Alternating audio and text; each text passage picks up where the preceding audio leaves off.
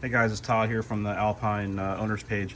I want to do a quick short video for you today about replacing the 50 amp resettable breaker that is most likely on your Alpine that runs or supplies power to the hydraulic motor via the dual polarity solenoid.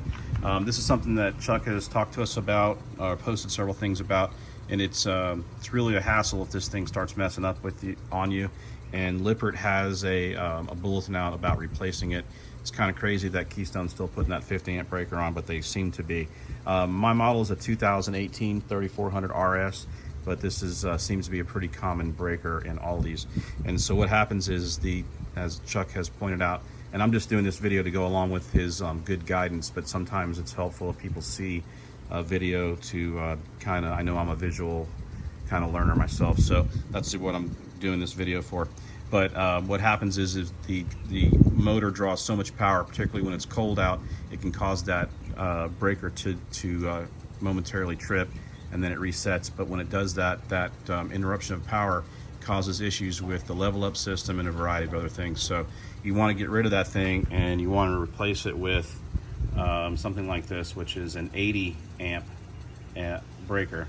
Now, in the manual or the Lippert paperwork about replacing this, they mentioned upgrading the wiring, but I've spoken to Chuck about that, and he's also posted, and I certainly trust him, and I've looked at the wiring myself, and I absolutely agree. The existing wiring is fine, so all you really have to do is replace the breaker, and it's a really simple job.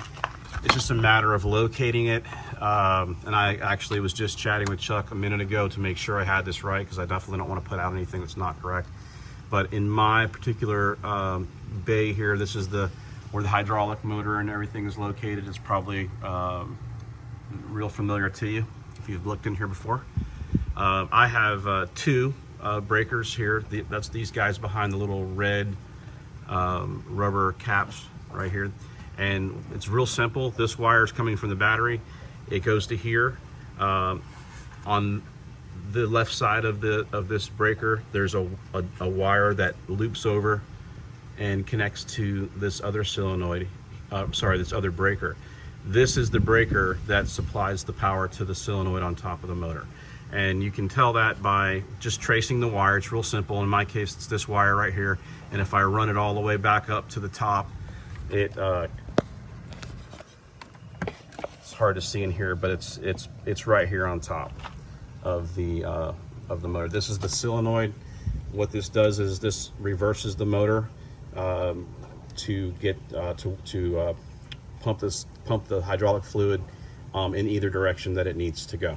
So that's what's happening here with the solenoid. It's just allowing it to flow the fluid into whichever direction is required to either retract or extend the cylinders.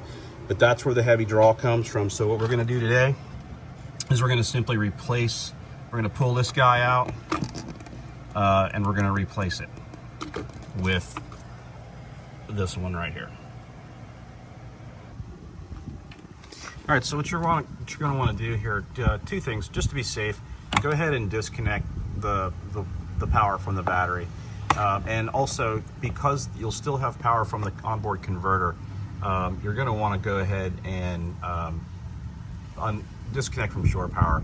So with your batteries unhooked and your shore power disconnected, you won't have any power to these wires at all. It is 12 volt power, which is pretty safe, but still, if you touch the wrong thing, you don't want a bunch of sparks flying around here. So, if you're not comfortable with it, definitely disconnect the power.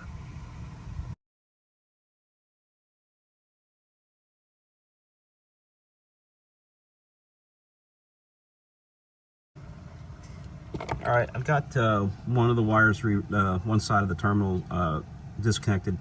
The second side on the right is not cooperating, and as I try to turn that, even if I hold the wires, it's just the whole post is turning, and it's actually I've actually bent the ends of the terminal. So I'm gonna go ahead and take this out and see if I can't get a better knock at it once I get it out. Also, if you don't have a bit like this square drive bit, you should probably have one. These screws in here They look kind of like Phillips head, and a big Phillips head will kind of work, but they'll strip real easily. These square bits fit right in here, and you will not have that same issue.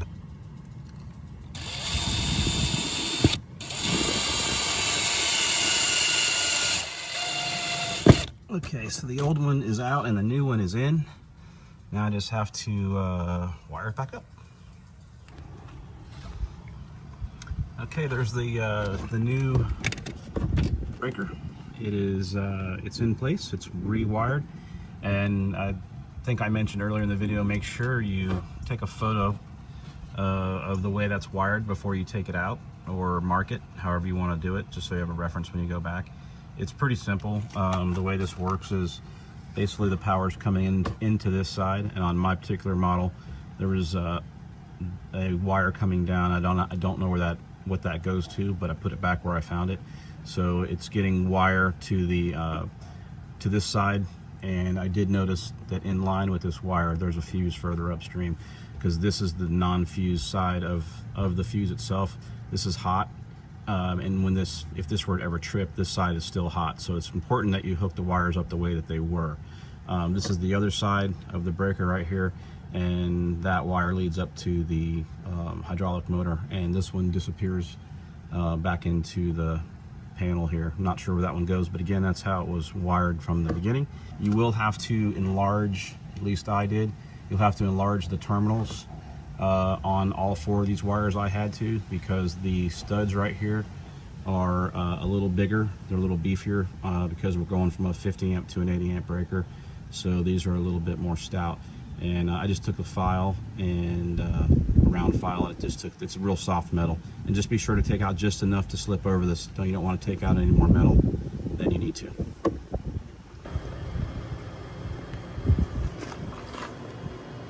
So this is what we took out. This is the part.